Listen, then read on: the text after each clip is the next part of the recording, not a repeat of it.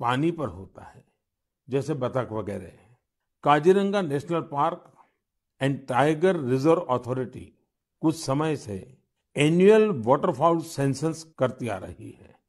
इस सेंसस से जल पक्षियों की संख्या का पता चलता है और उनके पसंदीदा हैबिटेट की जानकारी मिलती है। अभी 2-3 सप्ताह पहले ही सर्वे फिर हुआ है। आपको भी ये जानकर खुशी होगी कि इस बार जल पक्षियों की संख्या पिछले वर्ष की तुलना में करीब 175% ज्यादा आई है।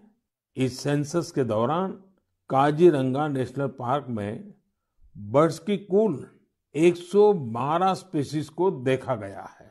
इनमें से 58 स्पीशीज यूरोप, सेंट्रल एशिया और ईस्ट एशिया सहित दुनिया के विभिन्न हिस्सों से आए विंटर माइग्रेंट्स है। इसका सबसे महत्वपूर्ण कारण यह है कि यहाँ बेहतर वाटर कंजर्वेशन होने के साथ ह्यूमन इंटरफेरेंस बहुत कम है। वैसे कुछ मामलों में पॉजिटिव ह्यूमन इंटरफेरेंस भी बहुत महत्वपूर्ण होता है। असम के श्री जादव पायेंग को ही देख लीजिए। आप में से कुछ लोग उनके बारे में जरूर जानते होंगे।